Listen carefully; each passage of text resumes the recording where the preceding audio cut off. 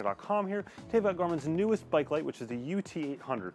Now it's a much smaller design than the previous bike lights, and in case you didn't know, they actually have been making bike lights for a couple of years now. They had before that the HL500. They've also got a Varia rear light and also separate secondary lights that you can use to go ahead and signal kind of which way you want to go. A lot of cool stuff in the bike light territory, but this one is all about the UT800. Now the main design with the UT800 was more of a trail light. And so if you look at the past, the HL500, you'll see that it's pretty blocky. It's like basically a brick, to be honest, and it's pretty heavy as well. Whereas this is a much smaller design. Put the box off to the side, we don't need that anymore. If you just look at the two, you'll see there's a dramatic difference in the size from pretty much every angle. This is a much lighter light. It comes in at 4.6 ounces, 130 or so grams. It's a pretty cool light, but this is designed with an amount standpoint and from a usage standpoint for trail usage. So what you've got here is a unit that will automatically adjust its brightness based on your speed. And you may be saying, well, the previous light did that. It's not actually true. So the previous light went ahead and adjusted between these two different beams there where the light was pointed. So the faster you went, the further out the beam was, and the slower you went, the closer the beam was. And that was cool, but it didn't actually save battery at all. It just simply adjusted where that beam was. With the UT800, it actually changes the brightness of the beam based on your speed. So if you imagine a case where you're mountain biking uphill, for example, it'll dim that down and it goes down to 200 lumens, which gives you 6 hours of riding time, versus when you go downhill and you start to do that, it'll automatically shift up to 800 lumens, giving you an hour and a half of riding time. So of course, most of us aren't going to descend for an hour and a half straight, as awesome as that would be. So you're going to be able to mix this up in terms of speed and therefore get more light out of it, which is a pretty neat trick. And it's something I tried it out mountain biking last week, which is a rarity for me to be able to get mountain biking, and it worked exactly as they said. I mean, as I was going downhill, it got super bright, and it was great for seeing everything that was going on in front of me at pretty quick speeds. And as I was going uphill, it dimmed down a bit, which was still more than enough to see what was going on in the surroundings, but didn't burn through my battery as much, which was pretty awesome. And of course, from a differences standpoint between this and the HL500, as the name implies, this is 500 lumens and this is 800 lumens for the max rating. So definitely you're going to get a heck of a lot more brightness out of this than you would out of this. However, there are some differences in terms of how the light is focused. So in the older units, it was a very focused light. So basically it pointed it at exactly where you're going, and it tried to minimize the light spread beyond that point, which is better for on-road use where you do not want to blind the cars. Versus the UT800 goes for a much wider beam, giving you more visibility out to the sides, which is useful if you're on trails, for example. It may have lots of twists and turns coming up, you want to visually see those, where it's not as ideal for road riding, because again, it's going to have a wider beam, and it may impact some cars that are coming onto you. Still, Garmin says this is great for commuting, and I agree. I've been riding out here at night in LA right now this week with this awesomely bright yellow rental bike, and you may be wondering why on earth I would even need a light with this bright bike there, but it is pretty useful and it does work well in the streets, and it does kind of automatically adjust that brightness as I go along. Now you may be wondering how it actually knows to adjust the brightness, and the way that works is by pairing up to your Garmin Edge unit. So it uses the AMP Plus lighting profile, which is technically an open standard, so other companies could implement it. For example, Wahoo could implement it in their Wahoo Bolt if they wanted to, and that allows this to communicate with this and tell us what to do.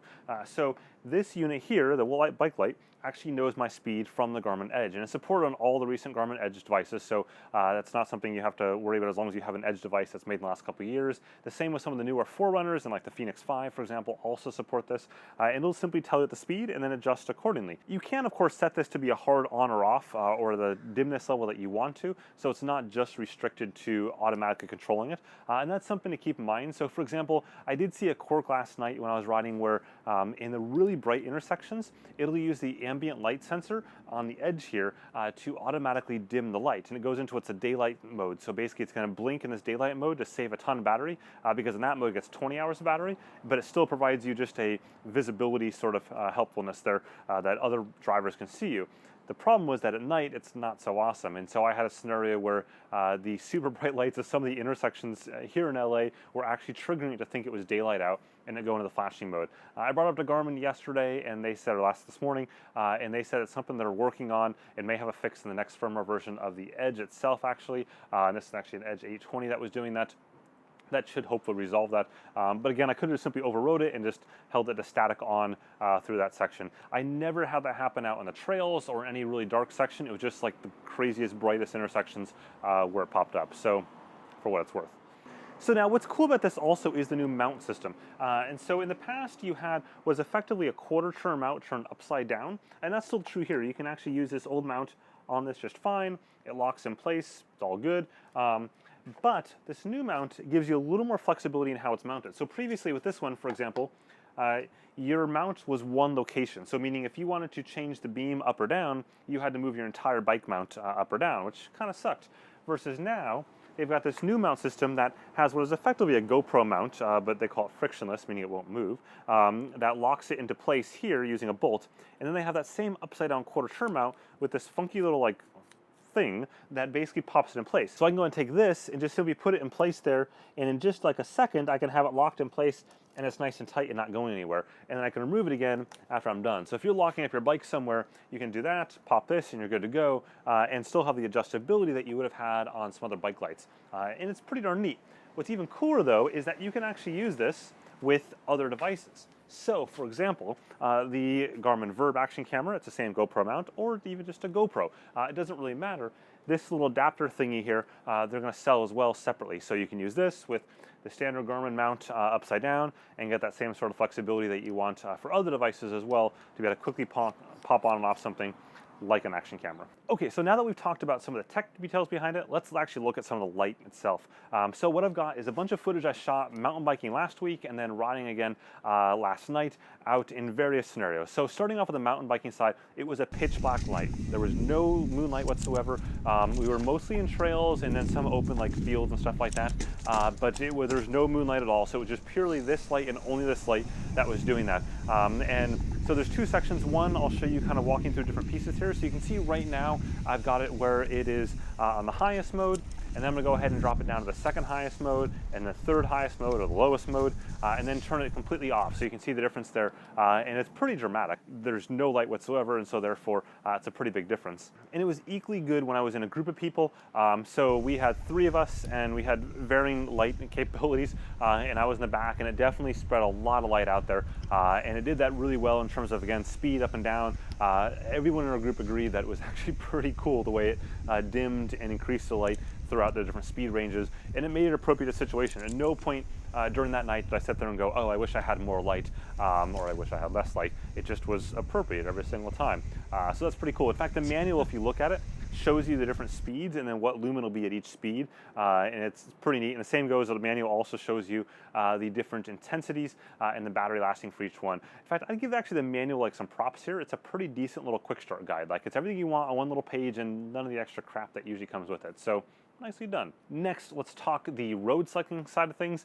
So right now you can see me just going through the streets, and you can see the additional light that it provides from a visibility standpoint. Keep in mind, for all this stuff, all this was filmed on with a GoPro Hero 5 Black in 4K on a GoPro Karma Grip gimbal.